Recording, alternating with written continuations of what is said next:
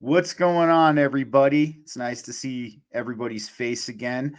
Thank you for joining me for a Thursday live podcast here on BG Cast. A couple things I'm going to talk about real quick before I bring my guest on about last night. Um, I don't get like that too often. I had to say what needed to be said, but we are back to regular old Steve. And I just felt like that needed to be relayed. I was just getting a little bit fed up with everything going on, and I feel like everybody needed to hear some truth, at least in my eyes. Also, by the way, hi, Wendy. How are you doing tonight? I really do hope that you're watching. Guys, I'm going to tell you a quick little story, real quick, about a woman named Wendy Horn. She decided to, I guess, try to befriend me and a couple of other people on the FKN crew. And because of one episode that I did, the one last week with Ryder and Shane, she decided to block me and then try to smear me, say that I am targeting and abusing women, and then I'm targeting and abusing people in this community, and then I'm abusing people in this community. And she did this to a few other people on FKN too. So, guys, I'm just warning you. Individuals like this, at least in my eyes, can come off a tad demonic when they do things like that. She ended up blocking me and then, I don't know, unblocking me, and then trying to harass me. Apparently, she did all this research about my dad too, which I felt was a little bit strange. But so this is what I deal with as a podcaster sometimes. In the 2 years I've done this, I've had a couple of weird things go down. Got a 3-page hate mail letter from a born again Christian telling me that I was doing the devil's work. I had one of my old followers decide to message my wife and say some off the wall things. And then now we have something like this, guys. So I guess it comes with the territory. But nonetheless, here we go, guys. I have a really cool guest. Him and I have been chatting for a long time. We have been discussing many different topics like, the Micronova theory, which we're going to hear his version of and hear his take of tonight. We have been discussing consciousness. We've been discussing the mainstream alternative media, kind of what I bagged on a little bit last night. He has a BA in English, MBA in business admin, and he has a PhD and he is a doctor of management and organization. I did not write the rest. I'll have him correct that when he comes on. My bad, Raphael. Everybody, let's bring on Raphael. How's it going, man? Doing well. And it's Doctor of Management and Organizational Leadership. So that's like you were saying before the show. That's like a CEO position, is it not? Yeah. I mean, it's definitely upper level management, and yeah, I could go in and be a CEO. We had to learn the laws and all that stuff, like what they have to pertain to and all that stuff. So it was a lot. I can imagine. Yeah. So I have an interesting way. You may have seen me post this on Twitter before, so if you know the answer to it, don't say it. I don't know if I've discussed the answer to it, but have you ever seen me post this? Can we see it here? 2 + 2 = 100. No, I have not. Okay, that is a true statement.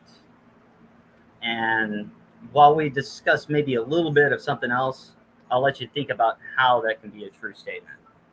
For sure, man. So the one thing Go I ahead. want, sorry, you're good. The one thing I want to kind of dive in on real quick, and I usually get this from everybody who's here for their first time on BG Cast. Let's hear a little bit about you. Let's hear a little bit about what led you on your spiritual evolution and your awakening path. I call it the burning bush moment. And I think that's a good way, at least in my eyes, that I put it. What was that pivotal moment in your life that you had that ended up pushing you towards this path that you are on today? Okay. That could that it was kind of two moments. One was a really, really strange moment that I had when I was 15. when I had an assignment in English class, and it was about like what the future was going to be, and I was discussing it at work. I worked at that time at Tom Thumb as a sacker, and one of my it was a lower management position that this person had, but he pulled me to the side and we went outside, and he said, "Look, I have something for you," and he showed me these documents about the future, which have ended up coming true. Hmm. Uh, I didn't necessarily wake up right then, but I had a lot of questions. I'll say that much, and we'll get into that a little bit more because that has its own little thing. Um, Mhm. the other moment was, man, I was 17 when I really woke up. It was 2 years after that. I was pretty drunk, and um, my parents were okay with me getting drunk. And in Texas, that's actually legal. Um, Interesting. I didn't know that. I didn't know in Texas that the it was all right at that age. yeah, yeah, you can go to, if in Texas you don't even have to show an ID to buy alcohol. You can just say your age. Yeah. Okay. Uh, That's but new. That's but pretty cool, I guess. I don't. but in Texas, as long as your parents say that you're okay, even at restaurants, certain establishments that are okay with it, you can drink underage. Um, Very interesting. yeah.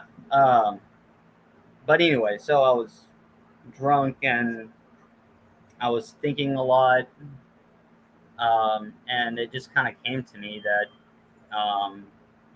school wasn't about learning; it was about programming, and you kind of realize it's about programming because it's mostly about repetition. Hmm. Everything that they do is all about repetition. So you're not really learning, you're being programmed. And that was my first big wake up call. And that's when I told myself that everything that I knew was basically a lie and then I had to reteach myself everything. Understood. I can imagine. Well, yeah, I think that's a realization a lot of us come up with. Especially, I feel that it's a common trend that a lot of us who are on this path, who are evolving ourselves, seeking truth, seeking different meanings of this existence and different explanations for this existence. I think we all kind of come to the realization at some point that yes, it is for programming. This is not true education. Yes, yes. And then I went on and I started reteaching myself basically everything in a lot of ways. Um, and I've evolved a lot too since then. I Hmm. mean, um, but that was where it started. And I've typically been a person that isolates, and I mostly stay away from people for the most part. I'm not. I don't really like groups because groups always end up going towards something called like group mentality, and group mentality like really turns me off because people end up not thinking; they just do without thinking, and but that's because our consciousness is in a very low position right I can agree with that. I resonate with that too, man. As I've gotten older as well, and I've gone further in my evolution and on my awakening. I kind of avoid large groups as well. I totally understand that. now. Yeah. Um, but yeah. I mean, that's that's where I would say it all began, and when I actually came to that, that really kind of like set me into like an outcast position, Hmm. and I'm I'm okay with that because yeah, I'm cool either way. So, but the good thing is I knew that this time would come, and I knew this would be a time um, to have that opportunity to increase the level of consciousness. Hmm. And I'm hoping that everything turns out that way. From what I read back then, there's still a lot of way to go, and it's still not going to be easy.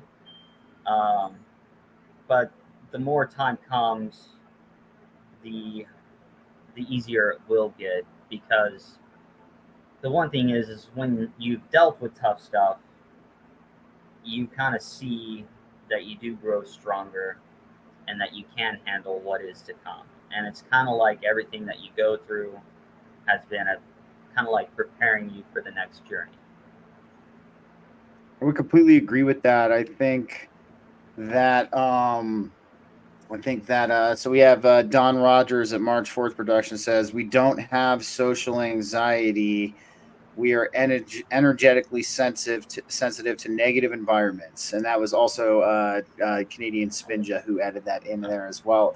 I mean, I think that yeah, I think that's a good one, guys. I appreciate that comment. Thanks for that. That was a good one. I'm with you on this. I think as of now, we especially as I stated in my show last night, with what happened over the weekend and what's kind of been going on during the week, this week leading into this next weekend, I think we've moved into a different area of the world stage. And I mean, how do you feel about that? I think things have we've shifted in a sense. The reason I feel that, at least, is because look at now what has become because of that. Yeah, we have, and it's going to progress more and more, um, in a good way. But like I said, there's still bad things that are going to happen. Mm-hmm. But we will become tougher and stronger, and we will endure.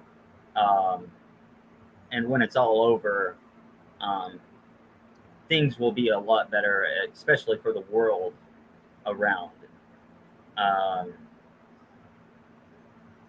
yeah, it's and we are stepping into that next stage. I've kind of divided things in parts.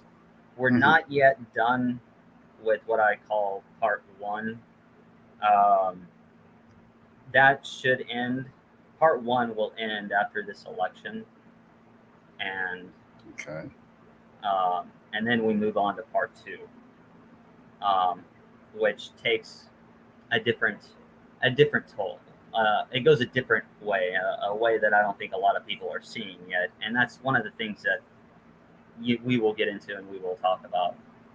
Um, Yeah, no, I think I'd love to hear that, because one thing I feel, and this is, I feel and good. maybe, I feel good. yeah, I'll no, say I'm that. with you. Yeah. I feel great too. I think what's going to happen is what we're going to be looking at is a huge mental game, right? I think that's really what we're looking at this point in time. I've been saying for a long time that physical warfare, while it can still occur, is not the stage at this point in time. What we're dealing with, at least from what I can see, is a form of mental and spiritual warfare that we're going to be dealing with. I mean, what are your thoughts on that? Actually, let's dive into that now. Let's Most talk about definitely. these parts. Yeah, let's talk about these parts. You have me intrigued. Okay. Well, hold on. Let's go back to the Yeah, equation. Two yeah. plus two equals 100. Okay. Have you thought about it any? Like, do you know how that can be absolutely true? Since we've been talking, I have not had a chance to think about it, but I'm going to go ahead and I'm going to shoot what I think it could be, Okay. based on what I'm seeing. I mean, so you have 2 plus 2 equals 100. Why I think that is going on is because you have, honestly, I don't know. I'm going to be 100% honest. I have no clue. It doesn't ring to you because you're not used to seeing things that way, Hmm. and which is why I do it. But it's a different number system. Okay. Like, we definitely use two different number systems, um, which would be sexagesimal, which is time, Okay. and because it ends at 60, and then it comes back, and 60 is actually what the Sumerians based their math on, and which is also what our measuring system is based on, because it's all divisible by 12, and it's what geometry is based on and everything like that. That's why I prefer our system over the metric system. And then, but it's binary. In binary, the number 2 is 1 0, and the 1 0 0 is the number 4. Okay. Now I understand. Okay. It's because what's happening is most people are just used to the decimal system, so their first reaction to anything is to go to the point that they know, and I'm trying to get people to think outside of what they know, or they know it, but they haven't ever kind of thought that way before. They haven't seen things that way before. It's kind of like color in a way, our brain creates color. Color doesn't really exist. So, like, my blue may be how you see green. We don't know because of what it's called qualia. We can't go into the that we can't experience what somebody else is experiencing. Agreed. Yeah. I always say this, like, while we do share a what I would call a collectively agreed upon illusion that we're experiencing at this point in time, I don't see the color blue the same way you do. I don't see a tree the same way you do. I don't see, and yes, while we both, in what we could call an objective sense, yes, we both see a tree, but it's the different nuances and the different subtleties that are different in that experience. Even down to communication. And when I was doing my doctorate, I came upon what is called like interaction symbolism, I think they call it, or symbolism interactionism. It's one of those two. But when it comes down to communication, we actually assign meaning to words that may not be the same meaning as somebody else, even though it's in the dictionary.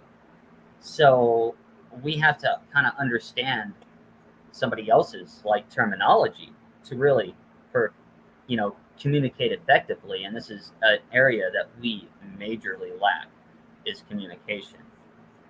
I would agree. And I would I would wholeheartedly agree. I wanted to say one thing about, like, my wife is colorblind and my eyes are blue, but to her they appear purple. Very interesting. Very, very interesting. One thing I want to talk about that you just brought up real quick, you talked about symbolism interaction. Yeah. And this is something I've been really big on for a while. I am a big believer that I feel that symbolism is actually the true prime language of this reality. And words are symbols. Exactly too. And even and then what we see, I guess, let me just try to break it down like this. So what we see as common words are secondary, but the symbolism is primary, I guess, is the best way that I can describe it. And you have me intrigued with this symbolism interaction. So let's, if you don't mind, let's dive in a little bit on that. Well, when I was reading those documents in school, it was morally geared toward language and how we assign meaning to words outside of the dictionary. And but I understand, like also what I think you're trying to go at, maybe like something like Jungian. Yes. Okay. I love Carl Jung, and have you ever looked at the Rosary and Philosophicorum? It's been a long time, but yes, I have. Yeah, those are those alchemical images that's been illustrated, and but I've actually I've done some stuff on Jung on my YouTube channel. He was a very big awakening moment for me as well when I was reading it. And I remember going to college. I was taking a mythology class at Texas State, and well, I'm going off subject here. No, you're all good, man. But what about symbolism? Do you want to know? Like, Well, I feel that I do feel that overall it's what I would call, at least in my eyes. I'm just picking your brain on your opinion on it. I think it is the prime language of this reality. yeah, Yeah, meaning that we can take two different people who don't they speak the same language. They don't understand each other, but we can show them a common symbol and they both will understand. yeah, yeah. No, I definitely agree with that, and it also has an effect on your mind and everything like that. Like they say that if you have a picture of like the flower of life in your house, that it'll bring good things to you. Absolutely, I dig that. I dig I that. love I love the flower of life. That's that's one thing that I'm very like pro for. I'm with you as well, man. I have the Genesis pattern tattooed on me because it is a very important symbol to me as well. And I agree with what you just said. There's something to a lot of these different symbols, they can produce effects on our consciousness. Yeah, But nonetheless, man, like, sorry, I don't want to go off track, but you had me intrigued in the beginning with what you said about this part one, this part two, and this part three of I, what's going I think on. it's more of a part one and part two. Part Uh, two, okay, okay, okay. For me to tell this story first, I got to go all the way back to when I was 15 because that's where it all began. Because I got to okay, discuss the documents that I read, and the person okay. I Let's met check is it out. that. Um, okay, so when I was 15, um, I was around Dallas area. I was living in McKinney, Texas. Um, and when I met this guy, well, he was at work and he didn't really say much to me until I started talking about the future documents or the writing about the future in English class. And then he gave me these documents and he told me to read them. And so that Okay. night I went home and I read them and I was just kind of like, wow. And when I got back, I'm like, dude, what's this all about? But in the way how the documents were written, it was about the future, but the person who wrote it had had to be from the 90s because they were Okay. comparing things from the 90s and they were a little bit iffy about like certain things happening. For example, um, he said that in the future around this time we would be that there would be like an option to buy like network services and cable would start to slowly vanish away and that's Mm-hmm. streaming services. And he talked about how he would kind of be communicating through like maybe like a CB radio type situation, which could be similar to like spaces. Um, and so when he was describing things, he was comparing it that way. Mm-hmm. And but the person, um, and another thing, he knew the truth behind the situations, but he was puzzled about why the American people went a certain direction. Like when the War of Terror was going on, we were at war with kind of like basically radical Islam in a way. He Mm-hmm. said it confuses me as to why, and he called this person the foreign president. He said it confuses me as to why the United States would pick a Muslim during this war. Most people thought he was Christian. We're talking about Obama, and Mm-hmm. and and he is Muslim, just so people know. So is John Brennan. John Brennan's Muslim too. Um, Okay. you know who he is, right? Yes, I know who John Brennan Okay, is. okay. Just want to make sure. I imagine you do, but I just always make sure. No, no, you're all good. I no, it's this is interesting in the way because what you're saying is right. This individual did describe this from a very 90s, I guess you could say, perspective. Yes. Now here's the kicker. The person who handed me the documents told me about actions I would do in the future. Specifically, he said, "Oh man, I love your laugh." And I'm like, "What laugh? Are you talking about my crazy laugh?" And he goes, "Yeah." And I was like, and I only just like started doing that back when I was 15, and I'd never done it in front of him. But the one that got me was something that I couldn't do until 7 years later, and that was the I have things where I go and he's like reached in, he goes honk honk to me, and I was like, what are you doing? And he goes, you do like a clown thing, and I was like, I don't like clowns. That's strange. Real quick, I'm and curious. that was really really weird that he knew something that I didn't know 7 years in advance.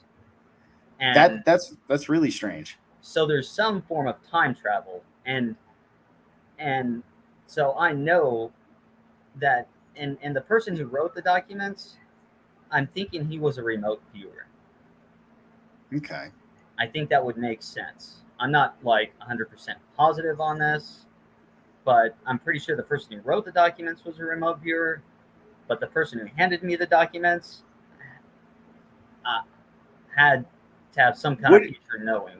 What did he look like, if you don't mind me asking? I know his name was Brian. He was pretty tall. He was white. Man, he was young too. He was about 20, 21. Okay. And the other thing is, later on, he told me something very interesting. And this is where I think, I feel weird saying it, but I feel like the dude was from the future in a way. I'm listening on that. It is very strange. That's why I'm asking these questions. But yeah. He told me that that God didn't create humanity. Satan created humanity, but God breathed the soul inside of humanity. Okay. That's which I've come to find out is true if you kind of read the Gnostic versions. Exactly. I was going to say that lines up to the Gnostic creation story out of the Secret Book of John, on how the archons brought humans, the heavenly Adam, or a form of the heavenly Adam, down to this earthly plane, but it couldn't be animated, and that is when they were breathed with life, and that was the beginning of humanity. Yeah. And at that time I was 15 too. I hadn't read the Bible. Today I've read it like 20 times. But man, I was so confused when he said that, but it always stuck in my head. I can understand, yeah. And especially like, a lot of people didn't really like have the Gnostics back then, and I don't think a lot of them even particularly cared to read them either. I mean, back in '98, they weren't that available as they are today. No, they were not. Yeah. And so there's something strange there, and that was a weird experience. So this is where I get into the documents. Now, one of the things I did get wrong, like I talked about pestilence before it even came out. I wrote a poem about pestilence. I had to remember these documents in a way.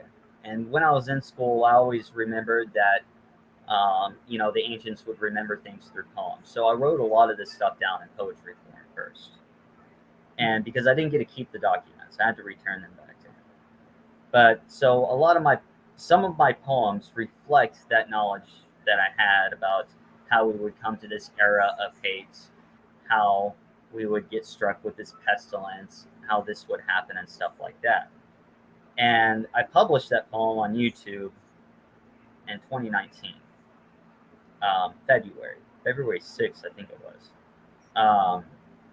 And so I knew that was going to happen, and I've gotten a lot of stuff right. Even my on Twitter, I even have future predictions. August 2019, I talk about World War III, Russia, China, and Iran. Nobody was even thinking about that at that moment. But I really knew it was coming. It was interesting now that you say that, because there's a lot of things now. I mean, especially I feel in some ways, and maybe we'll break into this. Maybe the timeline got altered to some degree, because I feel personally that in the community over the past, like, over almost 2 decades, there were a lot of dates where things were supposed to occur and they did not. But one thing I've realized is they've happened a little bit later than we expected. Yeah. And maybe my time traveling experience is what I'm calling it. Not personally me time traveling, but just the interaction of it. Maybe that has something to do with it. And who knows who else they may have done that to, too. But getting back to that, so what I want to talk about one of the parts where I got something wrong, but I told people I may be 4 years. I may be 4 years behind or 4 years ahead. 4 years ahead because in 2020 I was talking about a third party candidate coming on the scene that was going to take a lot of the votes away from the Democrats. And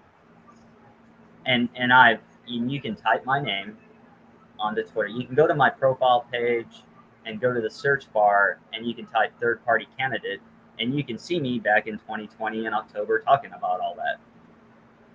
But that ended up happening 4 years later because I got confused a little bit because it was a lot to remember because in this time period, man, when I was on Brian's podcast, Political Identity, Searching for Political Identity, I even told him, I was like, this was like the most confusingest time for me to read. Because for one, I was very confused about who the president actually was.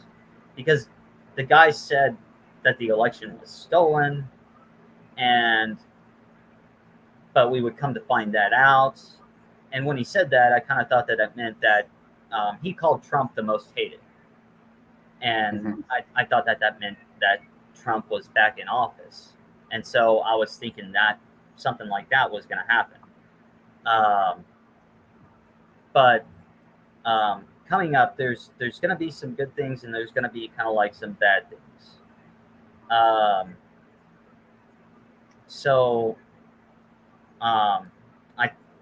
I talked about, and I did talk about Biden stepping down and Harris not running during this election. Okay. And then, and that actually just came out. Like somebody it's not official yet, but somebody said that Biden's going to be stepping down this week and he's not going to endorse Kamala Harris.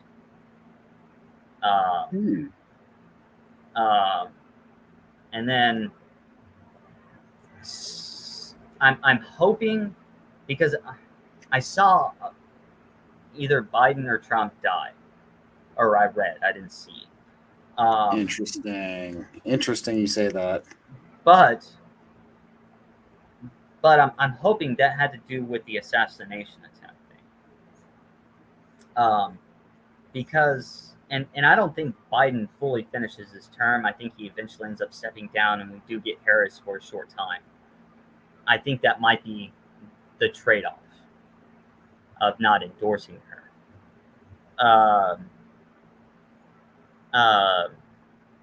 But like I said, this time was very confusing for me. But back on the subject of, I'm hoping that the assassination attempt was that, because I can't recall the words exactly, but I don't know whether I put that part in my head, because there's some things I put in my head to remember. But I don't think Trump dies. I think he said something along the lines of surviving an assassination attempt. And in my head, I thought that he faked his death or something like that, because, the whole Tupac thing back then, where, we thought that, he didn't really die. And there's people who still think he's in Jamaica. Yeah. There are people who still think he's there. I mean, I'm not out ruling it, but it's interesting. Yeah.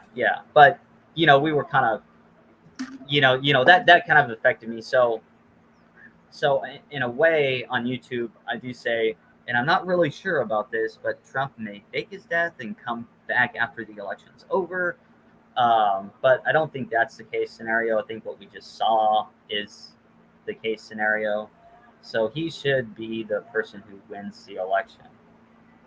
And then from there, um, yes, we're gonna get our border security. We're gonna get the wall.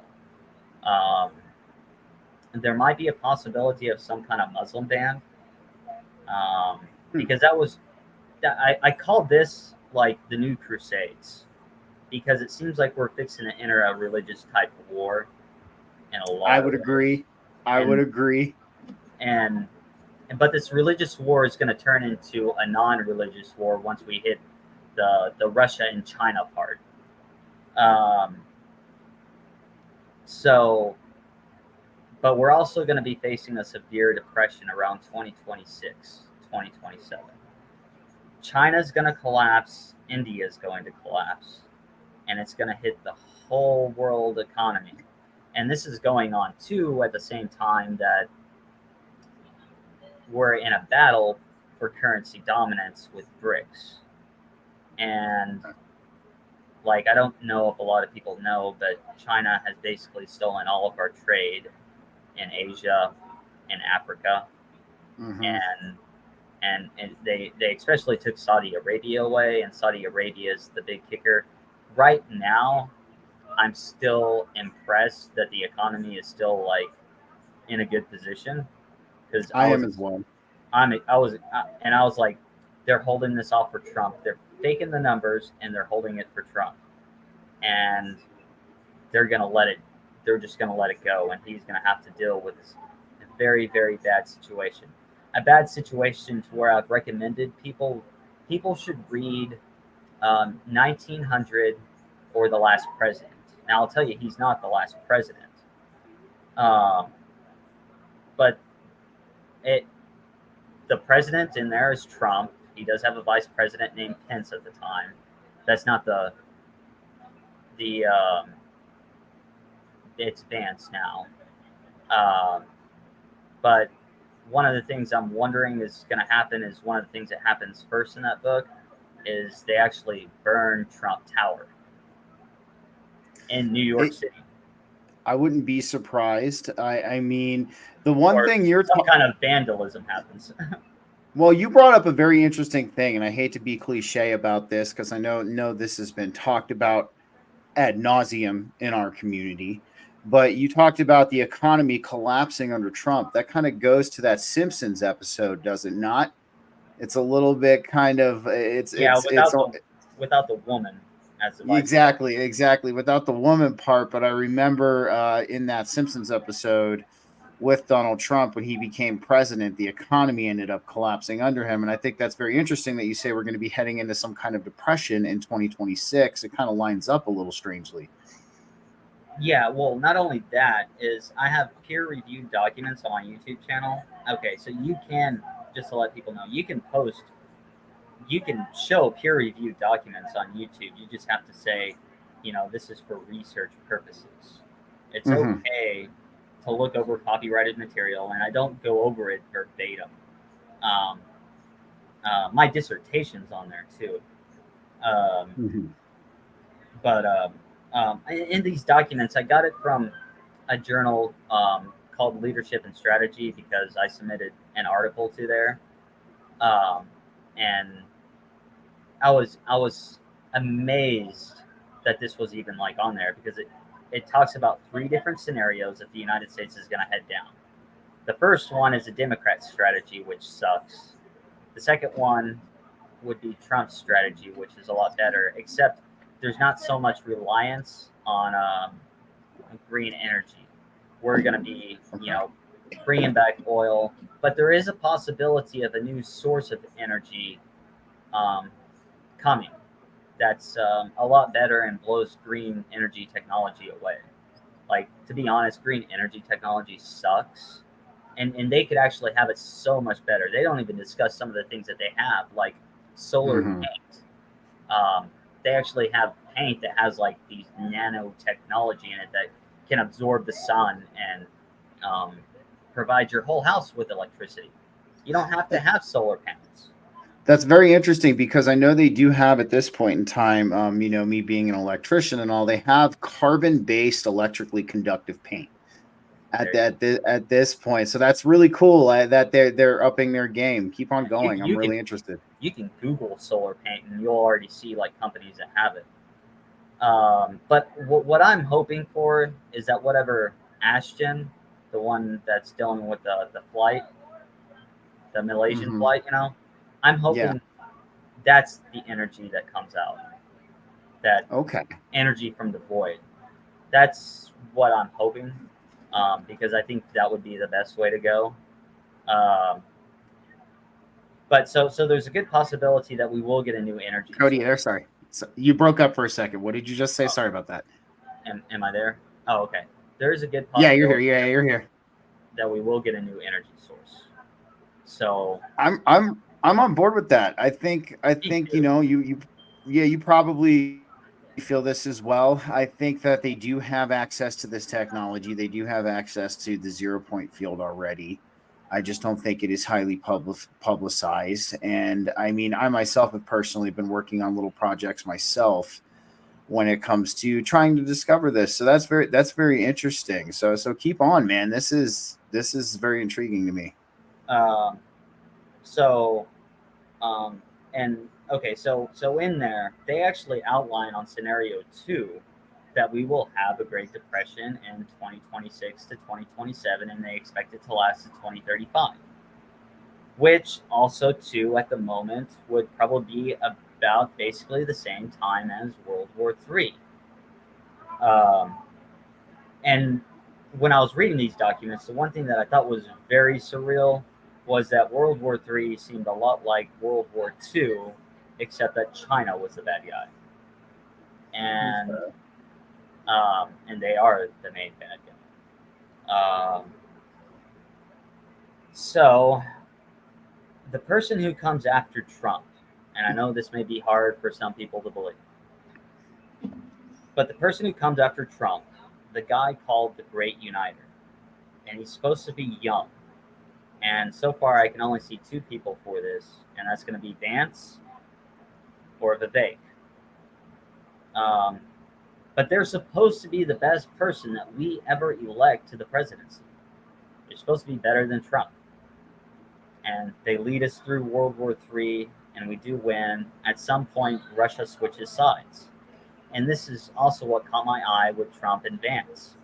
Trump, and I read this in a peer-reviewed document, that his strategy with Russia was to separate Russia from China and bring Russia closer to Europe, which he was doing until the Democrats got in and screwed things up and brought Russia closer to China.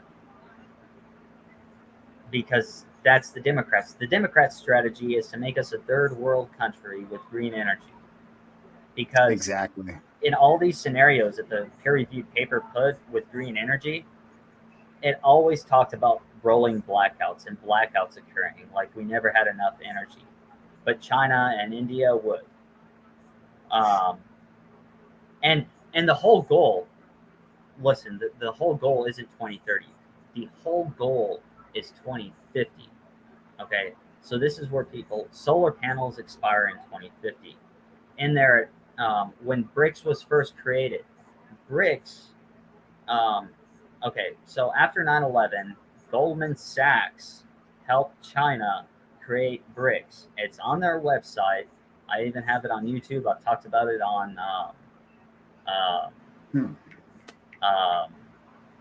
Twitter. The Nassar Jassar people don't like that I say this, but yes, Goldman Sachs helped China create BRICS 2 months after 9/11. And the whole goal of BRICS was to usher in the downfall of the dollar. And it's in those documents right at the very beginning. And that was the purpose. So they've had this plan for a very long time. And that's something that I've noticed when I took my leadership classes, is that they have plans. They know how to manipulate everybody. And I know all their games because of it too. So I can show people exactly how they manipulate. And I have. We'll probably get into that a little bit later. It's definitely interesting on how they do manipulate people. I went over a very good example in another show, and maybe you can resonate with this. But when I had a couple of people on here for the GATE program conference room, we were talking about how the all of these special gifted programs and things like that were, implemented in the schools, and was anybody knowing or aware of the CIA involvement in it, if there was any. And one of the biggest ways they can manipulate people is like this. So let's say you're the head of the school board and you get a call from the CIA, and they say, "Hi, this is so and so with the CIA. We are thinking about implementing this new kind of program in schools nationwide. And if you implement this program, you would really be helping out your country."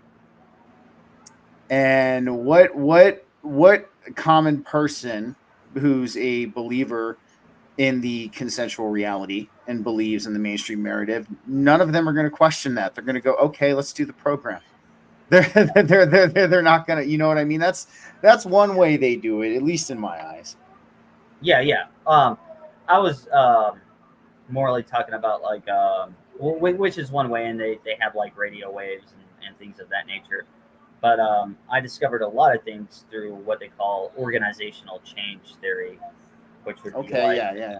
um, the first person who discovered it really wasn't looking for this. They just kind of discovered it by accident, and his name was Lewin, and it's called Lewin's theory, I think. But it talks about freeze and unfreeze, and you see that with gas prices. Like they'll freeze it and then unfreeze it, to where they constantly change the price, and it creates confusion in the mind, and you're just easier to control in a state where you don't know stability. Exactly. The other one was Cotter's model, and they used this during the. There's another one called the McKinsey-S model, but I don't have a diagram of it. But I'm gonna read Cotter's model off my phone real fast. No worries. So Cotter's model it's an 8-step thing. First is, and you'll notice this from the pandemic. Number one, create a sense of urgency. Fear always works. Number two, create a guiding coalition. Get people together, because people believe things as long as you're saying and repeating it and saying it and repeating it. And if more people say it and repeat it, the more other people will believe, and then they'll say it and repeat it. And it's what is it? The Sword of Truth series, Wizard's first rule: people are stupid and they'll believe anything, um, without even research.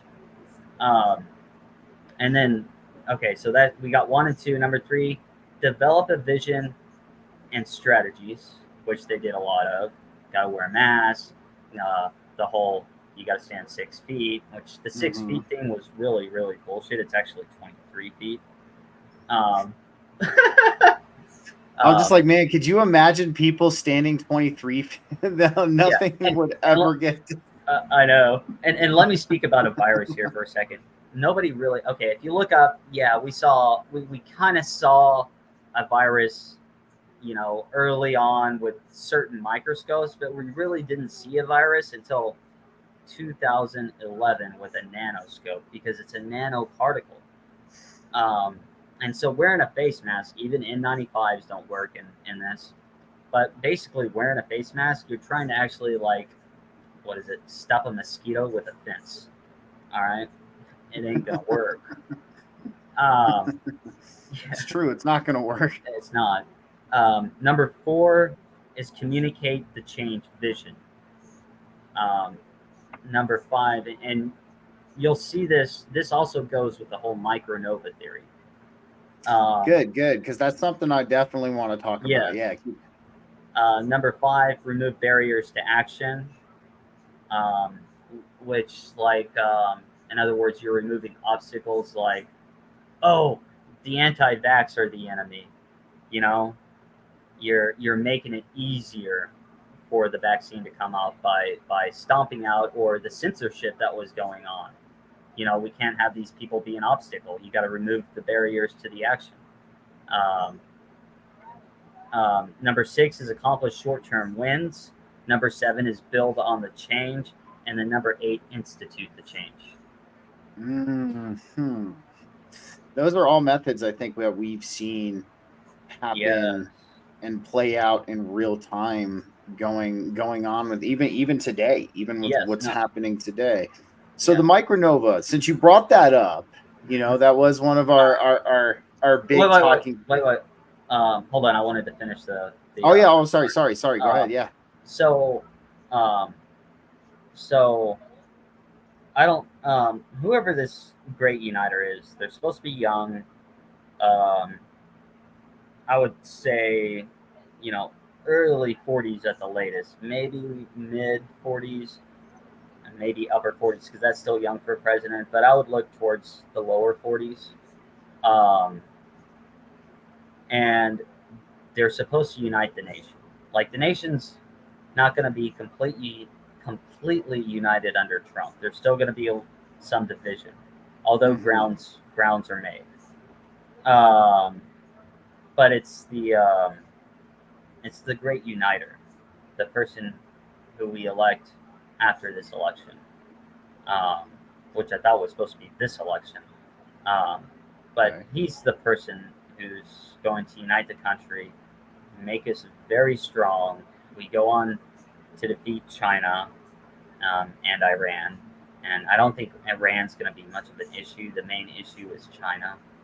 Russia will switch sides like they did in World War II. And at the end of the war, the world will be a lot better. That's the feeling that I got when I read it. Time always tells, but from those documents, that's basically how it ended. And there was also more cooperation with the world too. Europe, that shit's gonna happen to you. Sorry to say that, but like I said, similar to World War II, England's gonna be the last one standing. I don't know whether that means it could possibly mean Russia invasion, but some countries just might not even consider a fight if they know that they're going to get stomped over, and they just might outright surrender, and then you'll be under China rule, and you don't want to be under China rule. No, that's not a rule. I mean, I've already seen the social credit score systems. I've already seen with it. They shame people on screen who jaywalk.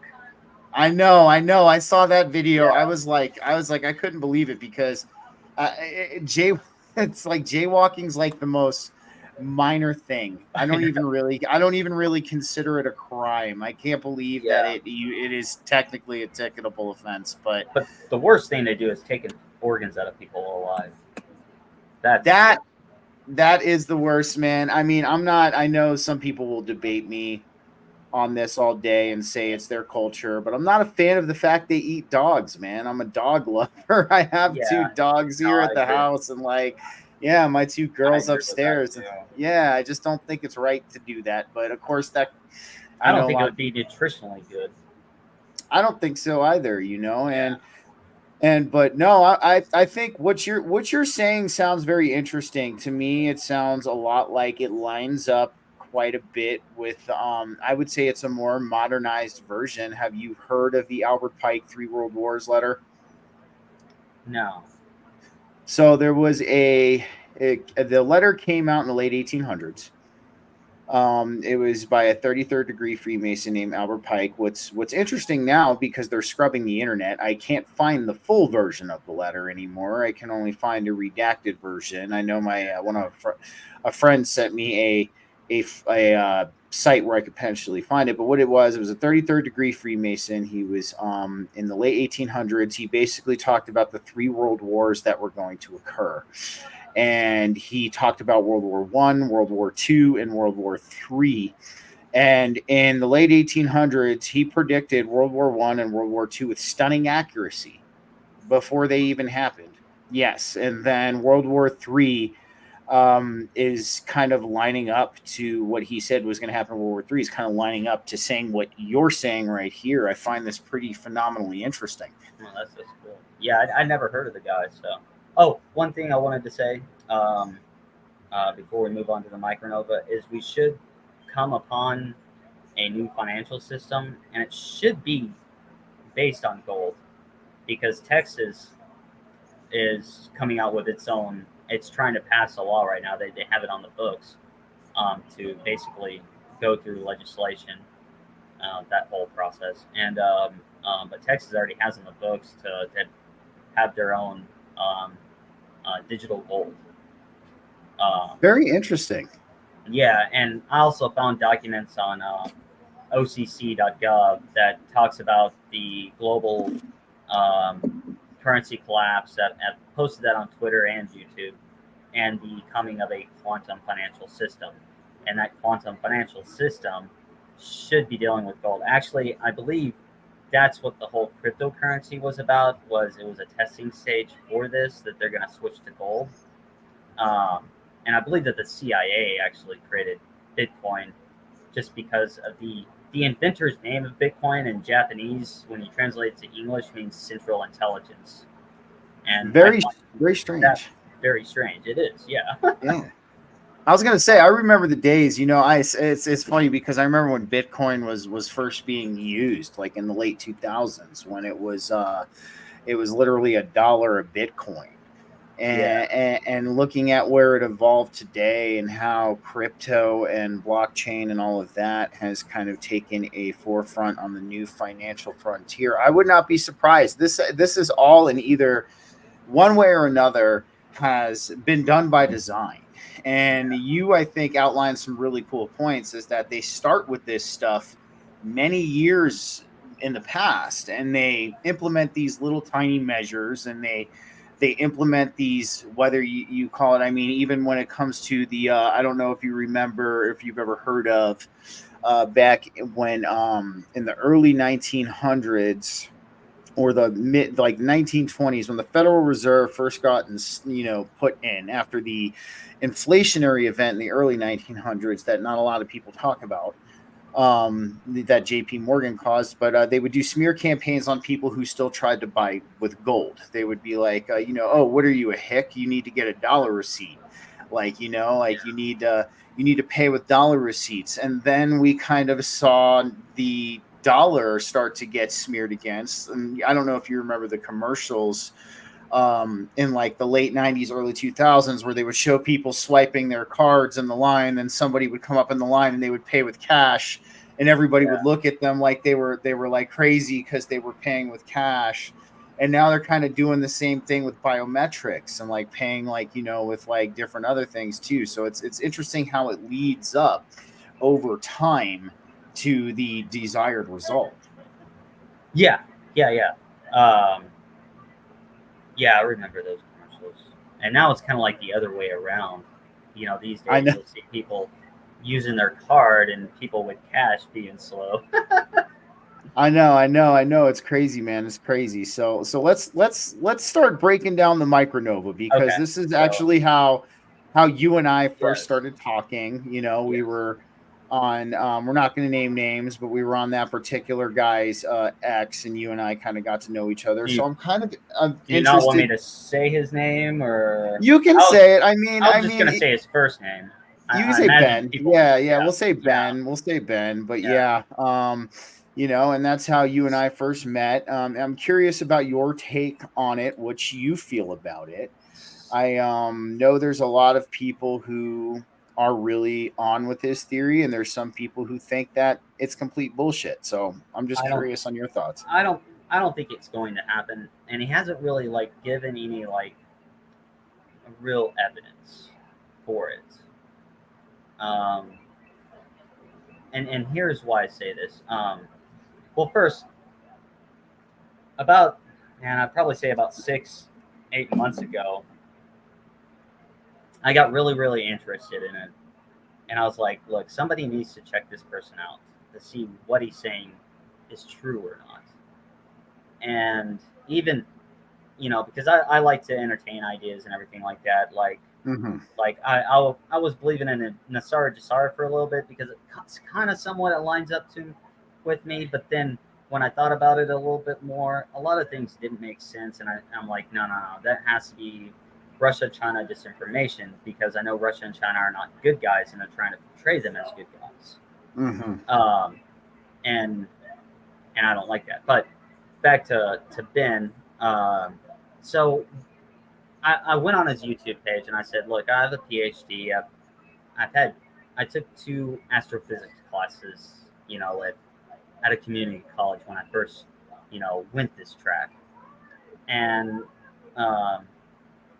so I was like, look, I'm just gonna check your stuff out. I want to see how it aligns, and that's just typical.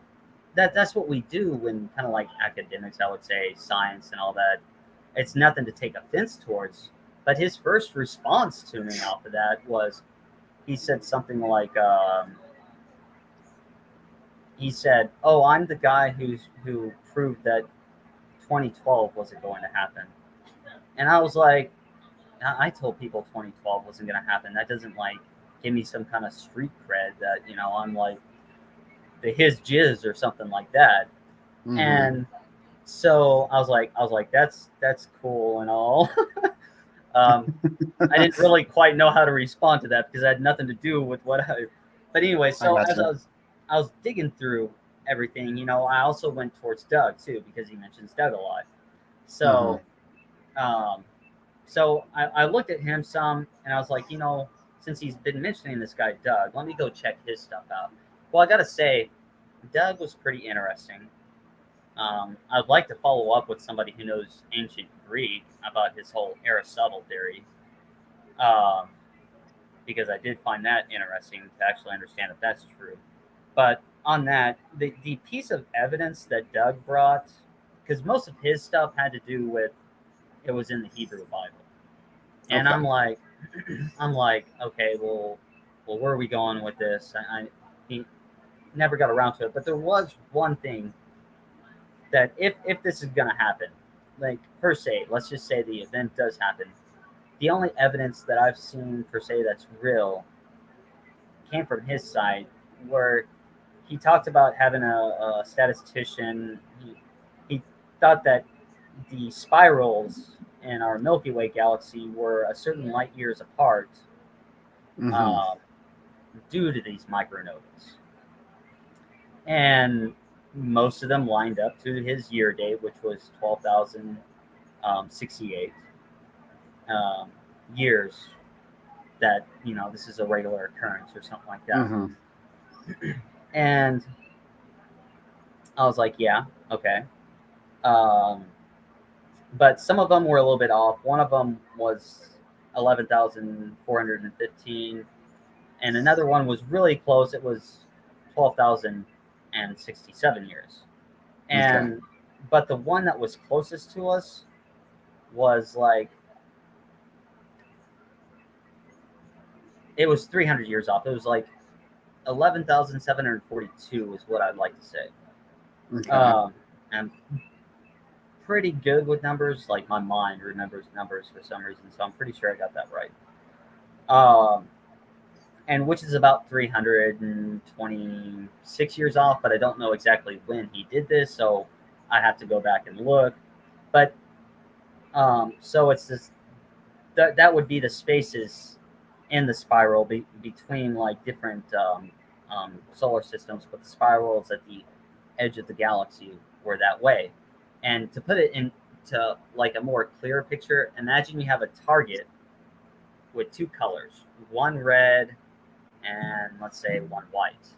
So the red would be the stars in the center, and then move out, you got a space, you got the white space, and then move out, then you got another part of the solar system that developed after that. So there would be your other group of stars that are separated from that 12,068 years. And the only thing that I could think of at that time was there was something in astronomy that happened a few years ago about Betelgeuse blinking. That was very, very strange. huge event. And so in my mind, I was thinking, so if this thing is true, maybe what Beetlejuice did is representative of that. Okay. Now, and I thought that was really, if there's only some way that we could maybe define that a little bit more or see more stars, because I haven't heard a lot of research about, hey, that star's blinking, that star's blinking. You think things in the sky would kind of be going nuts if this thing is coming towards us. And because I don't think it's moving faster than the speed of light. Although sound does travel faster than the speed of light. Mm-hmm. My best estimate would be if Beetlejuice, if the blinking from Beetlejuice was correct, and and what he was saying was correct with the spaces in the galaxy, then we're about some 320 years off from this event Interesting. taking place. And so it must be going maybe at half the speed of light, which is pretty fast still. Yeah, that's still pretty fast. Yeah, and because I think Beetlejuice is like, and I looked up, it's like 642 light years away, and so dividing that by 2 would get that to that 320-year period. So that could be a possibility later on in the future. Ben makes a lot of mistakes, small ones. He doesn't go over peer-reviewed papers correctly. Like he put a preprint out, and he talked about a preprint, and I confronted him about that, and I go, dude, this is a preprint. It's not even peer-reviewed yet. And I was discussing it with somebody else, and I'm like, look, the person who authored the document, or the people that authored the document, they're getting a community response first before they send it off to the peer reviewers. Because that way, if there's any changes that need to be made, they can do it before the peer reviewing. That way they can get through the peer reviewing a lot faster, because if a mistake happens during the peer reviewing, the process takes a lot longer. But on the next episode that he did, he goes, and that paper that I said the last time, that preprint, it was so important that they didn't even do the peer review process. They just skipped it. And I'm like, oh my God.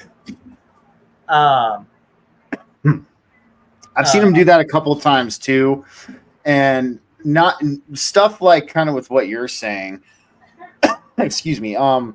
But even when he's been challenged, like in his comment section on X or on YouTube, I've noticed he'll make hints and nuances to the discussion. Yeah. At hand. So yeah, no, I've seen him do that. I'll give you another one. You remember when they were talking about the bunker building in Hawaii and stuff like that? When Jimmy Corsetti and him went on Tim Pool. Oh yeah. I made a note on Tim Pool, and I go, why would they build a bunker in Hawaii if, like, the wave is supposed to crush Hawaii? That wouldn't make any sense. Why would you want to build a bunker and be underwater? And then Jimmy Corsetti blocked me. Oh yeah. But he's unblocked me. Because I went on his other sites. I'm like, dude, why'd you block me? I know why you blocked me, but I think it was ridiculous that you blocked me just for saying that. And I just thought that, you would just be more of a better thinker than just kind of like say that. But one thing he did to me, which this is what made me really start to question him, and because there's something off about him. I was really shocked. Well, because you listened to the interview we had. Are we talking about Jimmy or Ben? Oh, Ben. Sorry about that. Yes, sorry. Yeah. No, Ben. Yeah. So you listen. So he did something to me that was very interesting too. So, in the interview that I had with him at the very beginning of this show, which, I mean, that's the one thing I am thankful for him for. He did come on this show. He's a salesman. I barely had a following at that time too, and he still came on, and that's one thing, I do still appreciate that despite my feelings. And I can understand that. yeah, And yeah, but and I just want to be clear. I really have no bad feeling toward him. I know. I don't Yeah, have any bad yeah, feelings either, but the one thing he did that just kind of really blew my mind, because on the show, I was talking about being able to predict super flares. And I asked him if there was a way to potentially do this, and he stated on the show that I had him on that no, at this time there is no way to predict a super flare. So I said, okay, so like, but me, I'm just like you. I'll research something, I'll look at it, and then I actually found that these Japanese scientists found a way to predict them. So I ended up, I was a big watcher of his morning show for a while. I did enjoy some of the stuff he was talking about at that time. And in the comments I posted, I was like, "Hey Ben," I was like, "I found something." I didn't say that he was wrong, or like you messed up or anything like that. I yeah. said, "Hey Ben, I found this. I just want to get your thoughts on it." And I posted the link to the article, and dude, it was immediately deleted. It Wow. was immediately deleted, and I was just like, I was so kind of, I was like shocked. I was like, why would you delete something like that? Because based on our conversation that we had, you said there's no way, as of that, right now, that there's no way to predict a super flare. Yeah, you were just And giving him some evidence toward it. yeah, I was just giving him something to check out. Like, honestly, I wasn't bashing him. I was not like trying to destroy his credibility at all. I was like, "Hey man, this is what I found. I want to hear your thoughts on it." Immediately deleted. And then I was just really, that's kind of made my eyebrows raise up though. Like, you know what I mean? I was like, why would you delete something that you're trying to figure out? So that's kind of where I started to become skeptical. That's kind of where I started to ask questions. Yeah. But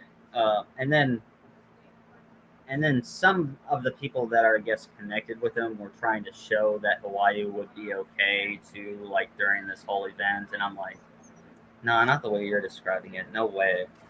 Um, but okay, so he also got the poles wrong when it comes to the magnetism. Mm-hmm. The South Pole, the South magnetic pole, is at the geographic north, and the North magnetic pole is at the geographic south.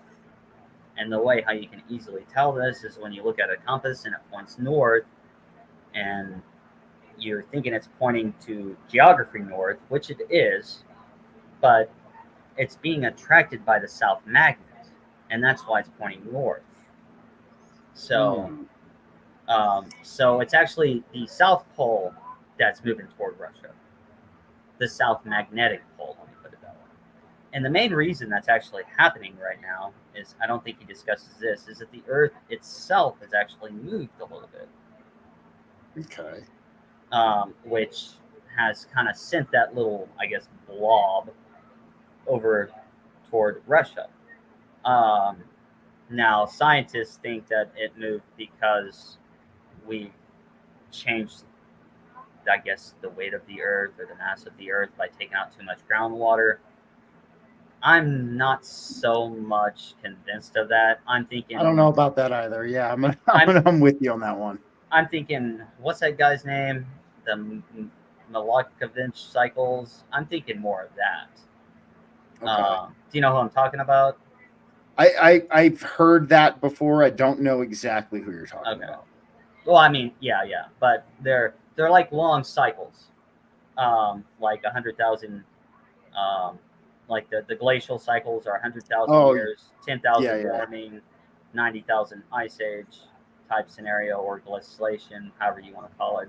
But there's also one with the axis where it does it every 41,000 years. So there's like these two different, like, I would say, kind of like a clock in a way. I would say, in some respect. I don't think it's always like pinpoint accurate, and I don't think that the north and south magnetic poles are going to come down and basically touch each other.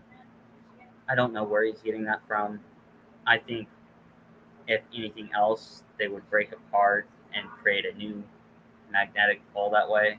Because I'm thinking if they come and they connect each other, what's the force that's going to break them apart and reestablish the whole field and everything like that, and the dipole? And it makes a lot more sense if there's like a MIDI like break aparts. I can see that. Maybe that's what we're seeing in California right now, where you park your car or you put it in neutral at this hill, and it's not going down, but it rolls upward. Very strange. Yes, I've seen that. I think that's it's either in San Francisco or San Diego, if I'm correct. I don't remember where I saw it, but I know it's in one of those two cities. Somebody really needs to like understand what's going on there. I'm surprised scientists haven't been out there trying to figure that out, because to me that's kind of important. I would agree. There's a few places that I've seen that have these weird anomalies. Again, like, it's been a while since I've looked into this stuff. I feel there's a place in Montana, if I am correct. It's this house, this area on the street where things just don't act right. Balls will roll uphill. Things can hang off edges of shelves, like practically where they would normally fall, and they don't. Like, very strange things like that happen. Yeah, that's definitely interesting, and it needs to be investigated. Another thing, let's go Chan Thomas. I know he talks about Chan Thomas a lot, but here's the thing: Chan Thomas just wrote a book. He didn't really provide any evidence. Mm-hmm. And I don't even know if Chan Thomas really understands Hebrew. And I'm pretty sure Ben doesn't know Hebrew. And Hebrew is very interesting. Like, it's a really flexible language. I would agree. And the beginning of the Bible, many people have translated that in many different ways because of the way how vowels work in Hebrew. And the main reason they took them out and they symbolize the vowels when you go into academic research, they did it to disguise the name of God. Okay. Yeah. I can understand that. So they did it to disguise the tetragrammaton. Yes. And you don't pronounce it Yahweh. You pronounce it Yehovah, come to find out. Somebody actually got to the bottom of that. Exactly. No, and there's many there. I've heard a couple of different ones. I've heard Yehovah. I've heard Yehovah. It might be the second one that you said, because it's a little bit different. But I've studied a little bit of Hebrew, so I'm not an expert on it. I got a tattoo on my stomach in Hebrew. I only know from my period of time where I got a little bit into ceremonial magic. That's the way that they would have you pronounce the tetragrammaton when you were doing a ceremonial magic ritual. And do you know why all the angels end in L? I believe it is because isn't L is synonymous with the supreme deity or the supreme deity, because it's of God. Of God, yes. Yeah. So Miguel, Raphael, Tiriel, those are all angels of God. Of God. For sure. Yeah. Or, well, I don't know. I kind of question the Old Testament a lot. I don't think that's the good God. Same here, man. I think a lot of people are starting to get on the same page with that. I think, since Gnosticism has been, or the Gnostic version, or even the Gnostic version of Christianity has been, at least in my eyes, getting a resurgence. I think that it does. It makes a lot of sense. I had a guy on the show, or I was on a show back a few months ago where he said he was saying that there's different states of the divine, and he says the divine at that time had was in its wrathful state. It wasn't in its state that it currently is in now. I don't know about that though, because when you look at Genesis, the canonical Genesis, I did an episode on this. You look at canonical Genesis and you look at the creation story from the Secret Book of John, you have, like, what I think, at least in the Secret Book of John, a more complete story. It has more details. It gives us a little bit more of a better picture of how this all went down. Yeah, most definitely. Do you know? I mean, do you know what Yah was originally the god of? If I remember correct, wasn't Yah originally the god of the wind lightning, and lightning? Yes, like storms, wind, and lightning. Yes, like Zeus, and yeah, it's very interesting how it seems like, and all those civilizations too back then, all referred to Saturn as like the chief deity. Like the Romans called themselves the children of Saturn. Even the Israelites did. Um, so, and I mean, their Sabbath is on Saturday. Yes. Well, are you talking about? I just saw somebody mention. Are you yeah. talking about? Are you talking about Noah's or Ham's son, Canaan? I think so. I think that's what he's talking about. He's talking about the Canaanites, because if you look at Baal or Baal, he was very synonymous with Yah. Yeah, and well, okay, hold on. And then the Phoenicians are not the Phoenicians, but they're the same. What is it? I got something big to tell on that, but I think I had a little bit more on the Micronova I wanted to cover, but I wanted to. Yeah, go right ahead. Go right ahead. Keep on rolling. The Star of David is actually not the Star of David. It was from Baal, and it's actually the Star of Rephaim. It's Repham, I think it is.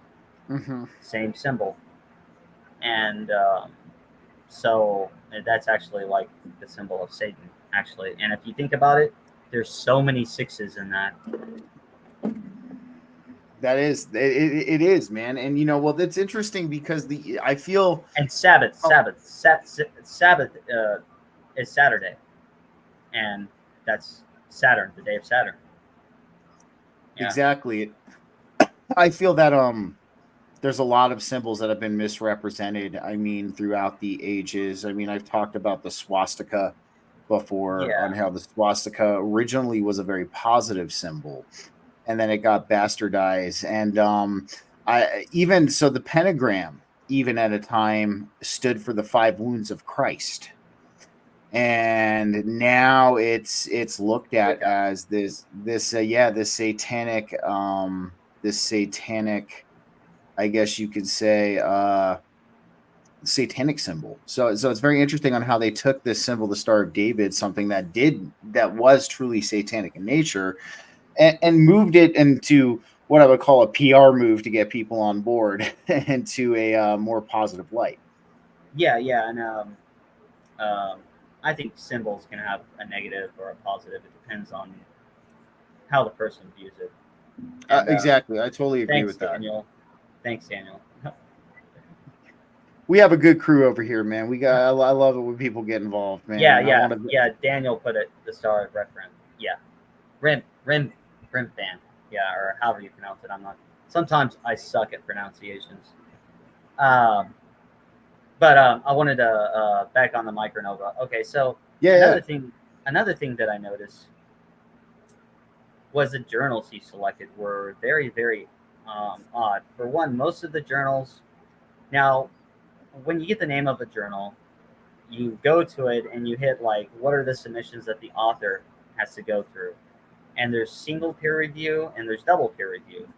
All the journals that right now I have to submit to are double peer review, because that's the standard. If it's single peer review, most academics don't take it seriously. Mm-hmm. And it's because, okay, so here's the difference. The main difference is that in single peer review, the person who's peer reviewing it can see your name. And double, they can't see your name. You're both anonymous to each other. Mm-hmm. And if you go on some of those journals and you keep reading, about it, they'll be like, oh, and we don't even care if you have a friend be a peer review, which makes it a little iffy, you know. I would And agree. so he's been choosing a lot of single peer reviews. And then if you scroll down to the very bottom, you'll see that some of the ones that he's been pulling up have been funded by Russia and China. And I'm sitting here wondering, because there's a lot of peer reviewed papers, so they've really like downgraded basically academic literature in a way by having so many peer reviewed journals, especially when it comes to single. Um, and it's easier to get stuff out. And I'm wondering if China, and some of them are actually based in China and Russia. And I'm wondering if China, I'm not saying that Ben works for him or anything, but I'm wondering if they're trolling him and having people put information out for him to grab so that he will put it on his site and make people believe certain things. That's, I'm speculating that. I don't know that for sure, but that's just an assumption that I have. Because I think that he got trolled because I'm thinking the same thing with Jeff Bezos too in the 10,000 year clock, because I looked into more about that. And yeah, I asked Google if the construction of the clock was going on. It said yes. But the project began in the 1980s. It wasn't Jeff Bezos that initially started it, but Jeff Bezos is now funding it. And construction has begun, and they expect the clock to be fully operational, but then it also says, but didn't know if it would ever be truly completed. And I'm like, what does that mean? I, well, that's kind of what we see, with a Yeah, lot of these ideas. They're really ramped up, and sometimes we never see them come to completion.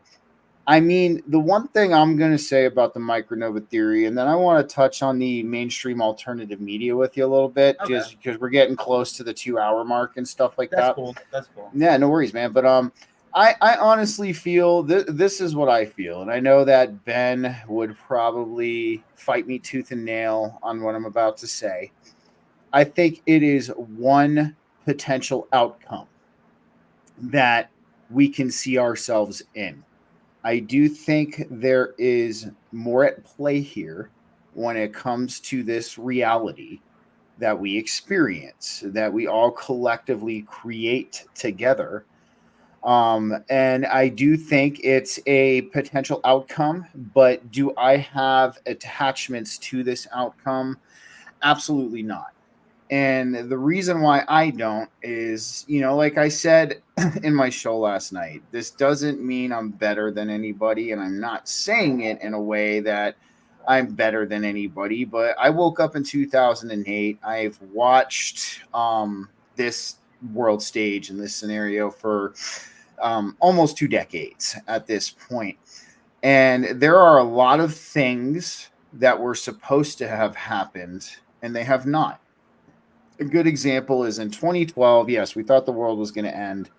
I think something else is going to happen. I did. Planet, yeah. No, I think we got the Awakening expansion pack downloaded on our reality. That's what I joke happened in 2012, and Planet X was supposed to make an approach multiple times. We were supposed to get hit by asteroids. We were supposed to have a few financial collapses. World War III was originally supposed to break out in 2016. Everybody was losing their minds about that. So I'm not saying that this isn't going to happen. I mean, obviously, it's a possibility. I give it a very low. I agree with Daniel Lyon. What he said. He said psyops. So yeah, that 100%, man. It's that's exactly what it is. And so that's why I take things like that with a grain of salt. Like, Yeah. I And we look need at to.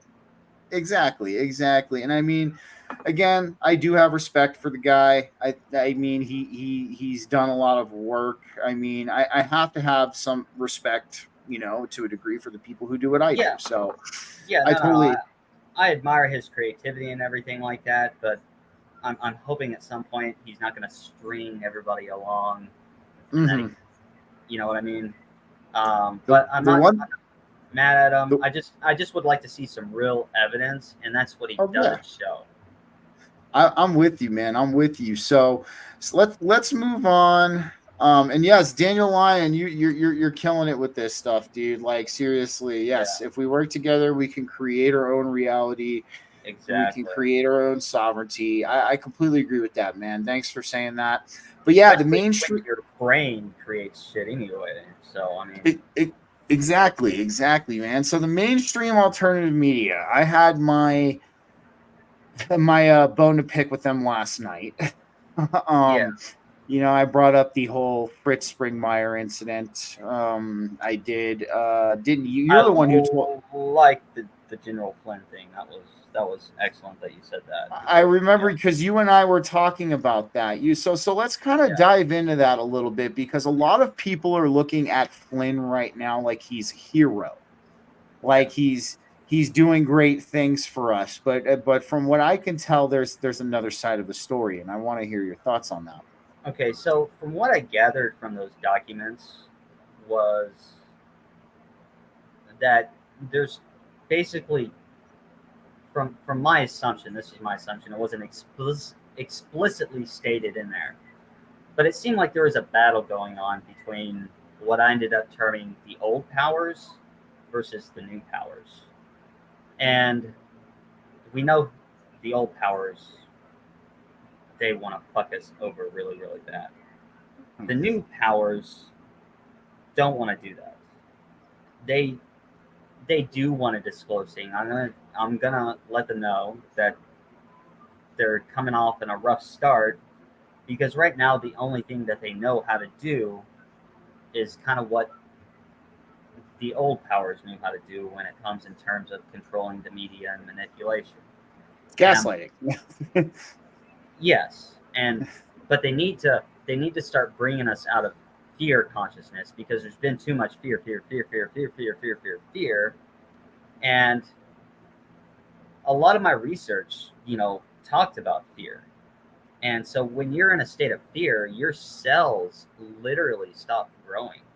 Your brain Hmm. cells start growing, everything starts growing because the only thing that you're focused on is survival.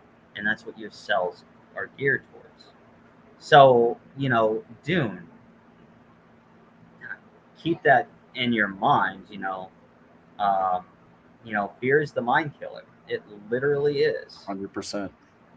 And you got to learn to let it pass through you like the wind. Now, I'm not telling you to do something stupid, like if don't think you can stop a speeding bullet, you know, but make logical choices. But you got to let fear kind of pass through you, and this is a time where you're going to be tested a lot with that. I can tell you that much.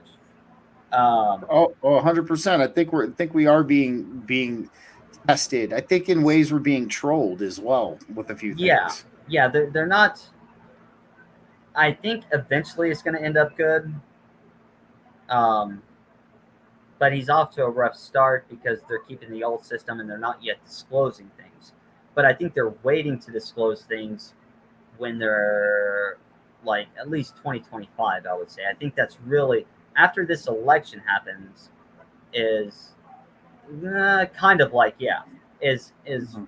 when we get the real disclosure coming up because as you can tell lately, a lot of people have a lot of new people, a lot of especially Democrats or left people, they're really starting to wake up, and it's a painful process um, because especially I mean think about like living 50 years and now you're realizing that everything's been like a show.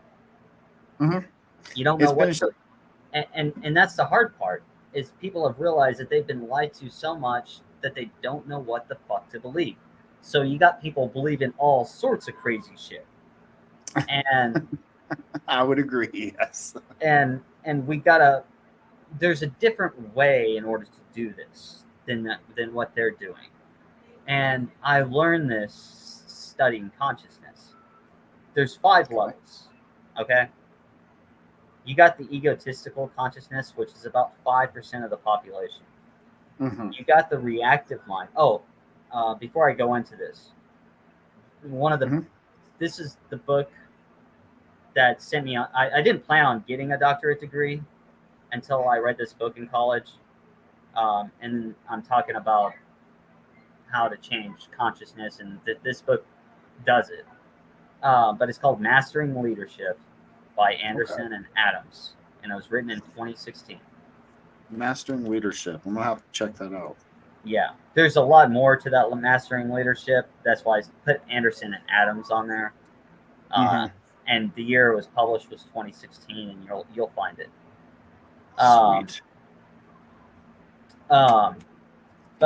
Okay, so egotistical is 5%. The reactive stage is where most of the people are at. 75% of the population has a reactive mind, which is still lower form consciousness. Now, the next stage is you start to begin the higher consciousness. It's the creative mind. And the creative mind is about 15% of the population. And then the next stage is integral, which at the moment I took the test, I was at a high integral stage. Like I was almost a unit of mind. And I think I'm there now, but we'll let time tell. But integral was about 5% of the population, and then unitive minds were exceptionally rare. Understood. So 80% of the population is in the lower mindset, where about 15% of the population has a higher mind. And I would definitely resonate with that based on experience. So this is the issue. But the crossover between, you got to look at those 2 stages, the reactive mind and the creative mind. So creativity, trying to express creativity, art, poetry, reading, just reading Carl Jung and trying to practice it, anything spiritual, and your mind will advance. Just start doing creative things. Get into that creative mind. Think outside the box. And one thing I'm going to say too is that, since you're bringing that up, it's amazing how that's kind of demonized in our world today a little bit, the creative mind. I think, I mean, we see the entertainment industry. Exactly. The creative mind, because new ideas are threatening in that aspect. So, but keep on going. Yeah, keep on going. And the unitive mind was very interesting because this was all science-based, and science found that the highest form of leadership is a spiritual oneness of one. Realizing that everything is connected. Absolutely. I think a lot of us are closely moving into that state. I know people personally that I would say are in these higher stages as well. I think we, in some ways, we attract each other. You know what I'm saying? Yeah. So I don't like what they're doing now, because they are still doing, like, the alternative media is still promoting fear, and we really need to get out of that fear mindset. I'm hoping that they're just doing it for those that are still in the reactive mind stage, and they just have to get them to that point, kind of like, and you're also seeing it on a societal level too, like this Jungian individuation on a societal level, because there's a clear division right now, and this is where things get tricky with that. When there's a clear division, and we're fixing to move into the ego death moment, either that happens, or it doesn't happen and everything reverts back. Like, people completely lose all that information. That's very interesting. And so this has to be done right, because and some of the books that I read, they said that individuation can't happen on a societal level. Well, we could witness that. And I believe we will witness that, where society has their own ego death and things change. And I think in a way we're starting to see that with I would a agree. lot of the things that have happened recently. So I'm hoping that that's why they're still doing this at that moment and using old system measures. Like you can see them use Cotter's model. I don't like how they've treated me because I've tried to tell them about the future, um, but they've ignored me. And I'm like, dude, you're sitting here having an interview with somebody who believes in mermaids, which could be true, but you Mhm. won't sit here and listen to me when you've covered time travel stories and stuff like that. I know the direction everything's going, and I may know better ways and to navigate the whole thing than the way that you guys are doing it. Because I think right now at this moment they're treating us like babies, and they need to up their shit, man. Like, Dude, I agree. But I'm laughing because I agree, yeah, dude. And I think so. This is my theory, and it kind of lines up with yours a little bit too. I think they're doing it. It's what I call a slow decommissioning. And the reason why I call it a very slow decommissioning, and this will line up exactly with what you're saying as well, is whoever or whatever's hands this is all in has the entire collective of humanity in mind, not just people like you and I. yes, And that is why they are going about this very slow. And you added some actual insight to that on how they're waiting for this vast majority of the population to get out of this reactive mind. yeah, Because I'll tell you what, if 80% of the population is still in the reactive mind and they let it all out, that no I no don't see like a sane person. full transition, but even if we were just to get 40% of the population to the creative mind, we would be gaining so much, and it would just progress from there. Really, it would just take off. Yeah, one thing that I've talked about is creating a new renaissance, because that's what woke that age up. You know, Exactly. it was the art. You know, and that's what I'm saying. We got to get back to the creative. Yeah, I'm with you. I feel there is a little mini renaissance going on. It's not highly publicized, of course, for obvious reasons, but yeah, what one thing I call it is I call it the subconscious aspect of the awakening, and how I've kind of put it together is this is you have people like us who are the energetic light posts, is what I call it. We're grounding the higher frequencies here in this reality. And we have an awareness of what's going on. But if you've noticed, a lot of people are feeling our energetic effects at a subconscious level. I've never seen so many people are getting into homesteading, making their own bread, like growing their own food, like, things like that. This is really taken off. And, you have people who are getting into like different spiritual practices and spiritual training and definitely. things like that. And they might not have the broader scope of what's going on inside of their minds, and they might not be aware of it. But this is what I would call a type of energetic permeating effect. Yeah, yeah, kind of like a 100th monkey type of thing. Yeah, Yeah, something yeah, like that. yeah. No, I definitely agree. And yes, it does grow. You know, I mean, I have patience, but I know the way how things go. And I'm just like, come on, let's just kind of skip to it. You know, I'm with you, man. I'm with you. yeah, Me and my good friend Joe. He's a Count of Monte Cristo on X. We call it Apocalypse When, and um, then yeah, then we joke that last Saturday put us into Apocalypse Maybe, yeah. and then that's kind of where we're at this point. I'm with you, man. It has been real slow.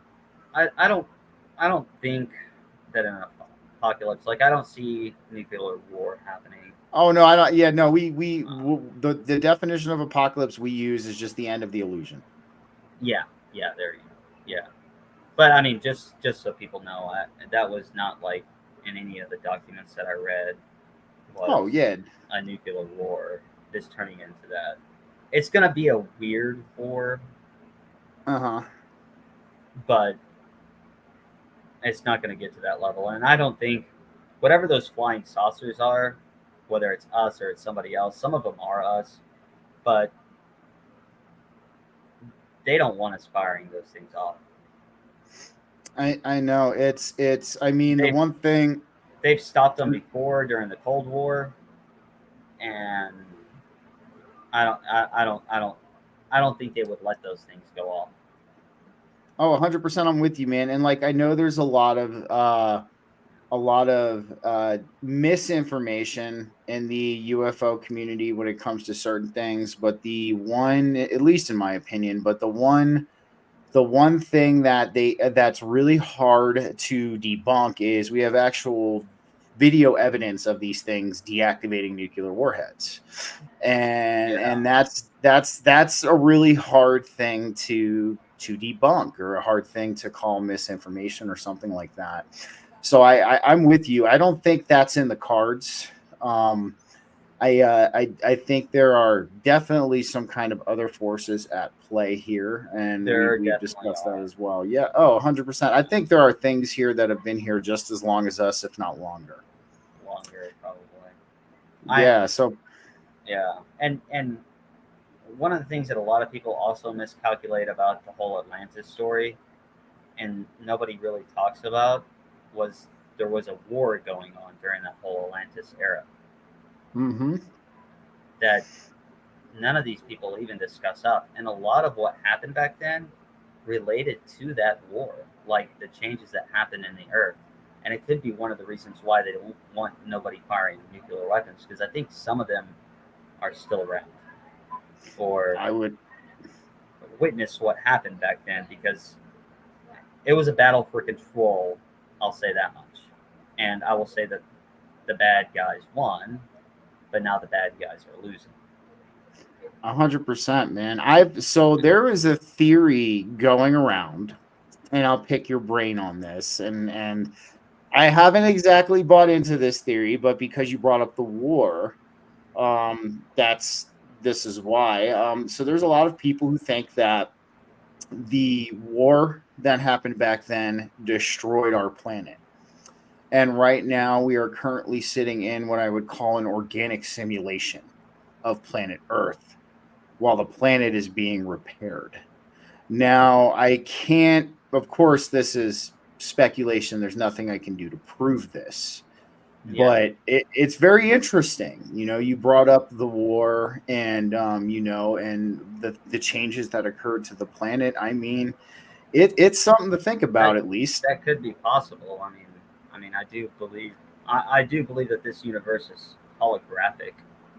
But that doesn't necessarily mean it's a simulation, hmm but that could be a possibility. I mean, even our brains have like a something millisecond delay. Like, so technically, we're not ever in the present.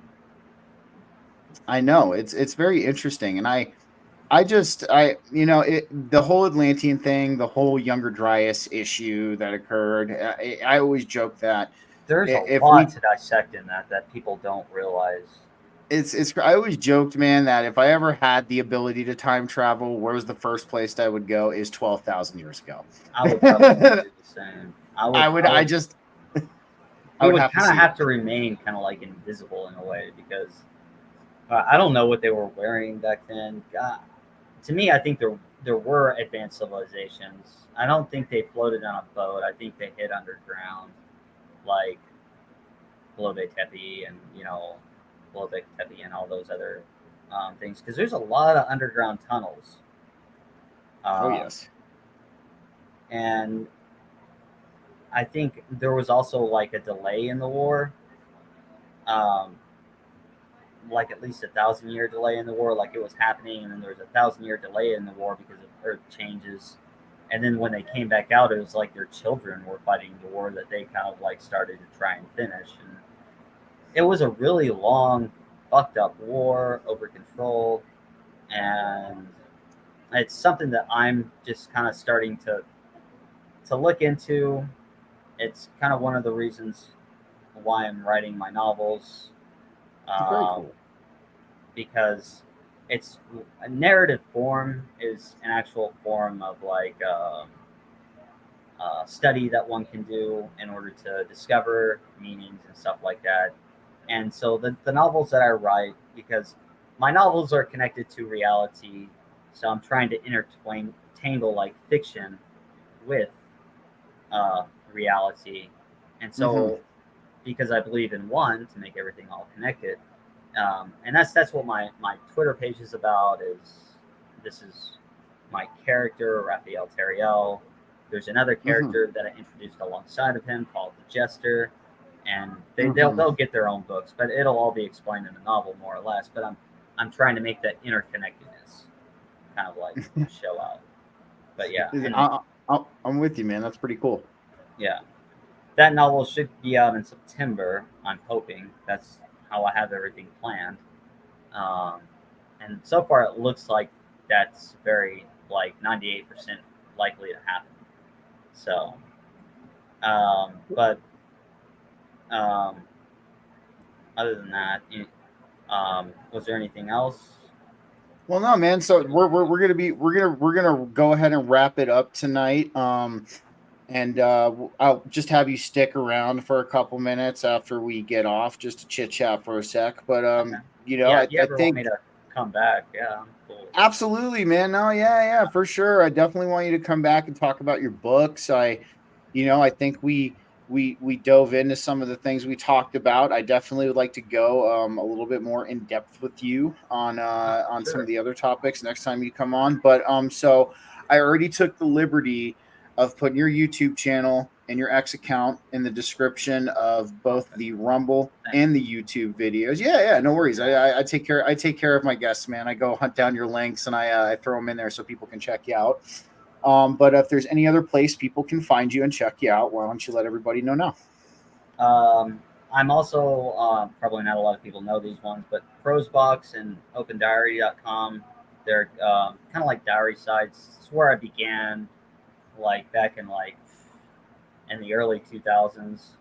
I'm also on Rumble, but not everything's transferred over from YouTube to Rumble because YouTube took that away from Rumble. And so I need Mm-hmm. to manually do that. And I got like my videos on like 3 different computers, and I have a lot of videos. So you're going to have to give me time on getting that up to date. But it's in my cards. I've been busy. I've been rejected by um, peer reviewed journals twice, so I'm writing my third one, which I feel will be very successful. Um, Awesome. they're not easy. Um, and then yeah, I've just been busy trying to organize this whole thing. I'm also reading my novel to somebody right now um, to make sure it sounds right, and then I got to go through my own editing process um, to bring the book up to date and make sure everything's all good before it comes out in September. So I'm quite busy myself until September, and then um, I even plan on writing nonfiction. So, but I'll get there when I get there. That looks like it'll probably won't start until about 2026, um, I feel you. because I want to get these fiction novels out first because they're a lot. They're important to me. And for the most part, I'm trying to keep everything like price wise as cheap as possible because I am on disability, so I do get some kind of income. Mm-hmm. I'm not trying to make people broke, especially when I know what's coming up. I am writing supplement short stories on Twitter. I got the Jester's Journal. I'm going to begin something called Tiriel's Report, which will be something more detailed about my perspective of the whole time situation thing that I faced when I was young. And then I'm not going to announce the name to this one yet, but I'm going to write something that's going to really probably make fun of the LGBT community. Um, I thought about this back in the early days in 2000. I kind of put it on the diary side at that time. All that's been deleted though. Um, but it's just something for me to have fun and be creative. And I will tell you that I have no limits on what I'm going to say on that. And it's going to go in so many different directions. Um, yeah. Well, I'm with you, man. I'm really, I'm interested to see your books. I think it's really cool when people, tap, like we were talking about, tap into the creative mind and give new life to this temporary human ride that we're on right now. I think we need new ideas. We need new creativity. I mean, we need Yeah. these things to surface because right now we're getting a lot of the same old regurgitated things and the same regurgitated scenarios and things like that. So, man, I'm really looking forward to your books. I'm really looking forward to all of the work that you have happening in the future. Alrighty, alrighty, guys, we're gonna go ahead and sign off next week. I got the fourth way um coming on. Thank you, Don. Appreciate it very much. Don, let everybody know we got a good show, man. Heck yeah. And so we have the fourth way, who's another big guy on X. Very into esotericism and things like that. Him and I have been chatting a little bit. He does make some really deeply resonating memes, which was actually one of the reasons I wanted to bring him on. But after checking out his YouTube channel, I can tell him and I are going to vibe really well. And then we have Heidi coming back on. We're going to be having another double feature week. We're going to be having a show on Wednesday and on Thursday next week. We got Heidi Love coming back on, and we're going to be discussing the orphan trains and the ISIS gene, which is a very, very, yeah, we'll talk about that after we sign off. I'll key you in on that. But other than that, guys, thank you, Cody, for coming on tonight. I really appreciate you being here, man. And thank all of you who tuned in and interacted with the show tonight. Thank you again for joining us for another BG Cast live podcast. And you guys have a good night. I'll see you next week at the same time. Take care, everybody.